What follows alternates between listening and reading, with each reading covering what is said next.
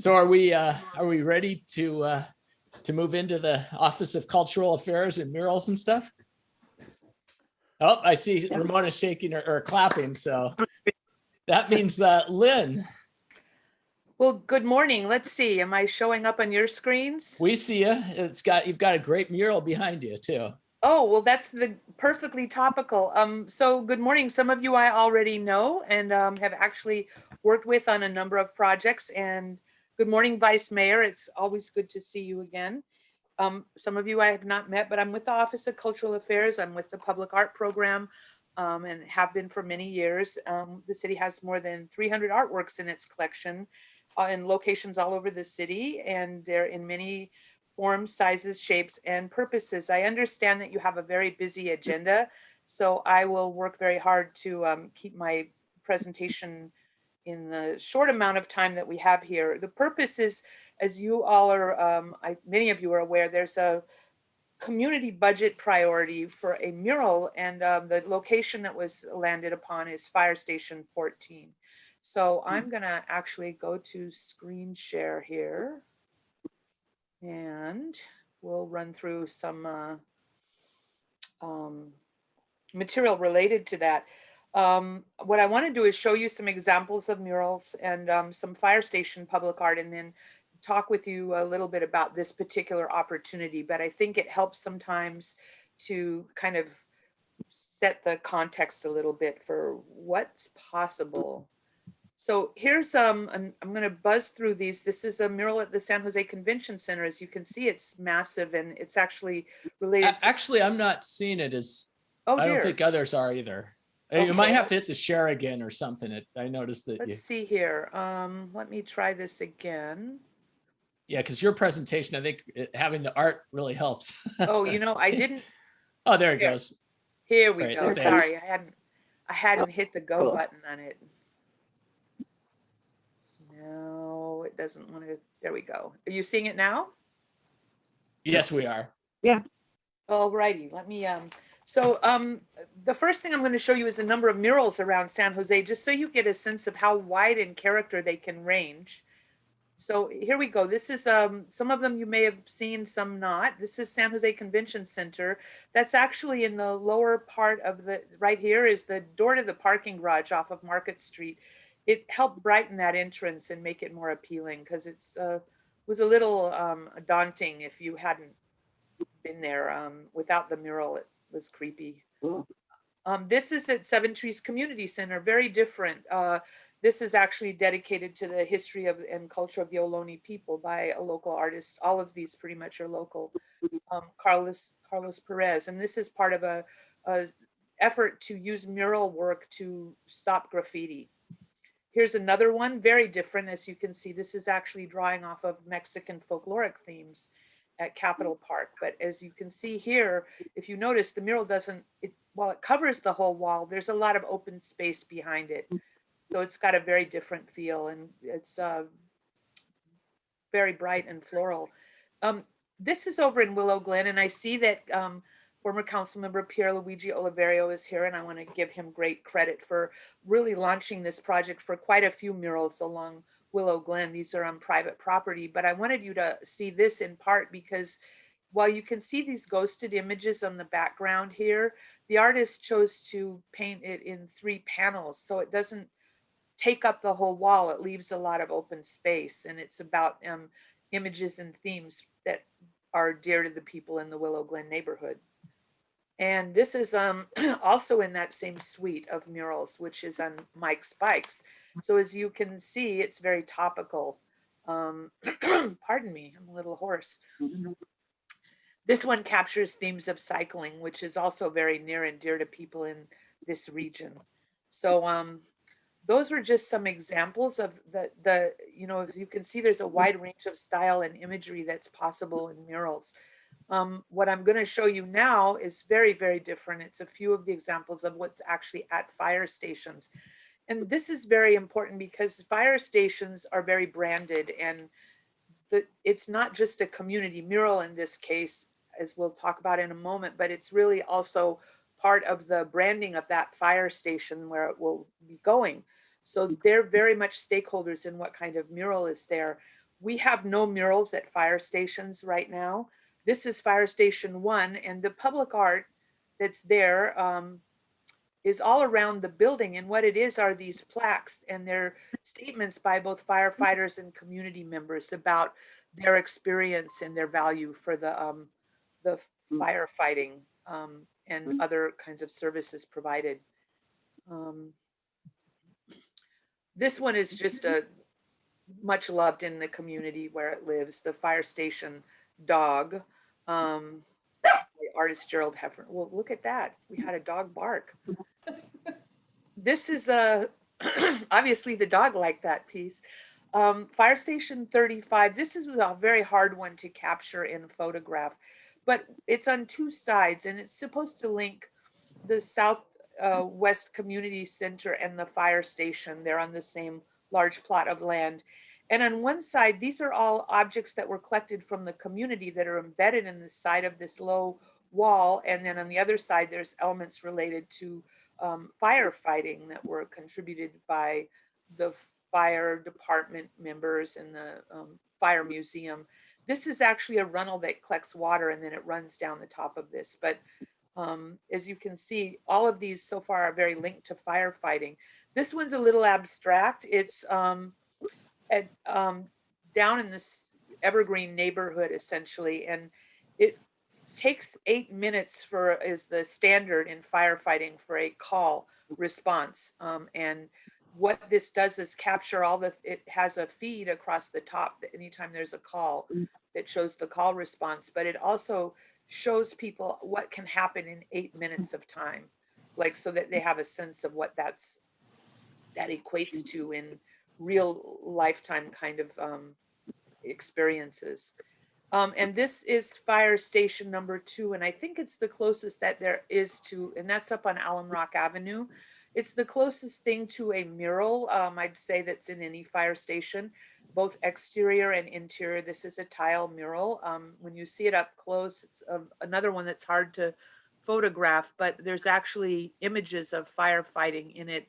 And then this was really hard because it's a 2-story wall that's all mural that includes the fire pole. But this too, if you look very carefully, such as you may be able to see it, there's imagery about firefighters in this as well. And then I don't know how many of you have seen this.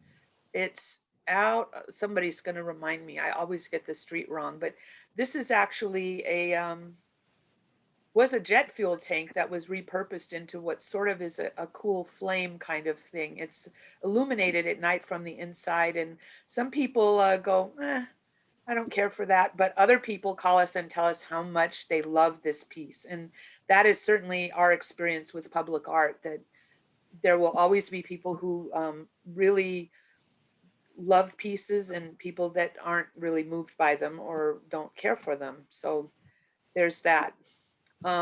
This is, I'm sure most of you recognize this already. It's your fire station.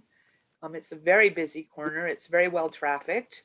And over on the far right side, which my cursor's not really showing you too well, maybe this side this is Saratoga Avenue, as I recall, and this is St. Thomas Aquino. Did I get them right? So what you have here are very heavily trafficked intersection and very limited. So people, a lot of the traffic is on this corridor, as I recall. And what really turns up being the opportunity is, and this is in talking with Captain Mark Barbour, who I'd hoped would be here today, but the real opportunity for artwork is on this wall right here. And this wall they don't want that touched. It's got their name on it. Nothing can happen on the bay doors. So it's this wall right here. You've got a $5,000 budget for the mural. That murals can range in cost from $2,500 to $100,000 and more, depending on particulars, but we're working within that budget. And what we do is a very community-driven process that's worked very well for many, many of our public art pieces. I'm working with Ramona Snyder, and we've identified a blend of people that represent the community and the fire station to be on the selection panel. And so what they will do, that would, and who I'll say the names because I believe Ramona's spoken with them. Heidi Hagel is with the Strawberry Park neighborhood, and Joan Johnson. And then we like to have a youth involved, and this turned out we sort of, I would say, struck gold in a certain sense. Audrey Torres Padilla is on your youth commission, but she's also a youth artist who's got her artwork selected for the Downtown Doors exhibition. And so we usually include an artist on the panel. And so Audrey both can represent youth in your neighborhood as well as a working artist, because she's had that honor. And then Ramona will be on there, and 2 representatives from the fire department. And their role will be in part to keep all of you apprised, but as well to help us with the selection of an artist. We're focusing this entirely on San Jose artists. And then they will work with the artists to share the vision for what will work for this fire station and for the sort of ideas around content. And then the artists will bring back a concept to them that they will provide input on before it goes to our public art committee for approval. And at that point, it will be painted. This is fortunately a process that moves fairly quickly for murals. Sometimes on our public art bigger projects, it can take many months, but murals move fairly quickly. So we look to this happening much of it between now and June, and hope to have the artist able to paint in the summer. That can backfire a little bit because very hot days are not ideal for working with paint. But in essence, we hope to have this project completed by the end of summer. So I think I've condensed this presentation quite a bit, and I would love to, I'd hope to hear ideas from any of you who had thoughts about what is important to you in a mural kind of project. So Ken, can I rely on you to take any question, call on the people who might have hands up?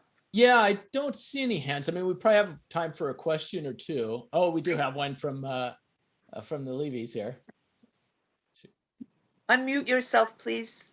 There you go. Hi, it's Judy Levy, Bob's wife, who's completely inept at using Zoom. I just wanted to share for Bob and I, Fire Station 14, the 4 firemen who came to our home, our daughter actually choked to death, sadly, in 1994. She was 14 months. They saved her life. They came, paramedic was on the fire truck, and she was considered a life save, someone under age 5, which is really rare. So they hold a really special place. She survived. She was at Valley Med, and she's 27 now, and she's overcome a lot, and she's doing great. And she went to college, and she overcame so much, losing that amount of oxygen. So something about in the mural, I don't know how the artist depicts saving lives of young children would be great. That is really fantastic input. We'll absolutely keep that in the conversation. Thank you very much for sharing that. Anybody else have any questions? Steve does. That's Yeah, very moving, by the way. I had a couple of things really quickly. In terms of the content, I thought it would be good if the mural would show more than fighting fires, because these guys do more than fight fires. And I thought the previous comment was a good example of that. The other thing is it possible to put something on the driveway? Is that a possibility? There's 2 answers to that. One is that in our experience, first of all, the fire department might resist that, and it's very expensive actually to do something that will be durable. But I'm not going to say it's out of the question. But I'm not sure if the fire station and department would go for this. It doesn't just stop with the station. It actually has to be vetted with the top management of the fire department, just to be clear. Okay. But that said, the other thing that we've found when we've put things in the ground is that, meaning in pavement, things that will be driven over, they become filthy over time and they don't hold up so well. So that is certainly a concern as well. But will absolutely, oh, thank you, Ramona. I just saw your pop up there. 5,500, my bad. So there's a little more money there. We'll keep that on as an idea that we'll explore in conversations as this develops into a design. Yeah, thank you. That driveway is just a huge canvas, just begging for something. That's excellent observation. Thank you very much. Looks like Joan has a question, and then that'll probably be the last one before we move on to the next topic. My question is, where and how do people submit their ideas so that we can, I'm on your committee, by the way.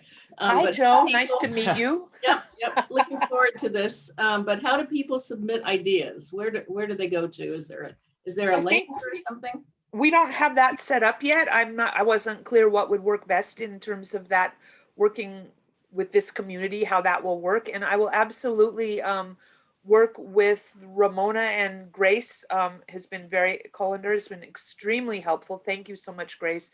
We'll develop some approach to that. I was thinking, because we'd hope to have more of a discussion about content, and there's not time for that, but we will come up with a way that we can use an online mechanism of some sort, a survey, an email address, but it's something we can inform you about so that we all have the same understanding of how to do that.